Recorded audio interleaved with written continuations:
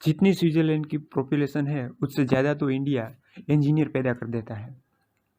लेकिन research and development की बात करें तो आज भी इंडिया स्विट्ज़रलैंड से पीछे है।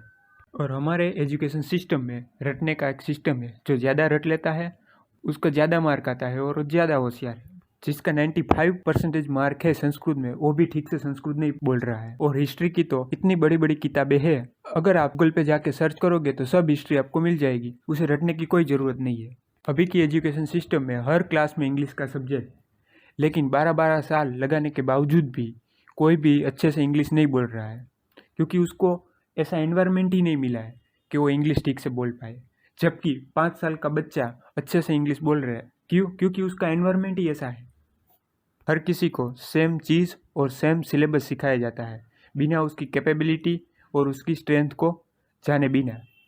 और क्रिएटिविटी का तो दूर दूर तक कोई मतलब नहीं होता है। महाभारत में भी द्रोणाचार्य ने सब पांडवों को अलग अलग स्किल सिखाई थी, जो जिसमें कैपेबल था उस हिसाब से उसको वो स्किल सिखाई गई थी। सबको एक ही चीज़ नहीं सिखाई थी।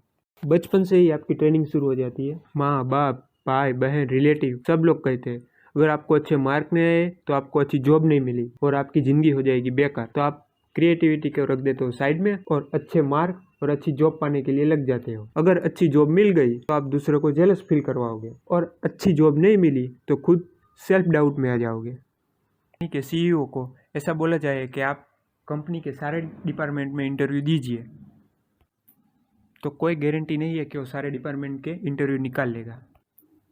और ऐसा भी हो सकता है कि वो आधे से ज़्यादा डिपार्टमेंट में क्वालिफाई ही ना हो एजुकेशन, लेकिन इसके बावजूद भी वो पूरी कंपनी चला सकता है। तो ये जो स्किल है उसके बारे में तो कहीं सिखाया नहीं जाता है। लोग अपनी 25% जिंदगी एजुकेशन सिस्टम में निकाल देते हैं, क्योंकि वो पढ़ लिख के अच्छी जॉब पा सके और अपने से कम पढ़े लिखे आदमी की कंपनी में जाके नौकरी कर सके और उसके सपने पूरे कर सके। अगर इंडिया का एजुकेशन सिस्टम इतना ही अच्छा है तो ये जो सेलिब्रिटी है, पॉलिटिशियन है, वो अपने बच्चे को पढ़ने के लिए बाहर क्यों भेज रहे हैं? और पॉलिटिशियन के साथ तो ऐसा करना चाहिए कि जिस एरिया से वो जीते हो उसी एरिया के गवर्नमेंट स्कूल में उसके बच्चों का एडमिशन किया जाए, ताकि उसका एजुकेशन सुधरे। 368 प्यून की जॉब के लिए 1.5 लाख इंजीनियर और 24,368 पोस्ट ग्रेजुएट ने अप्लाई किया था।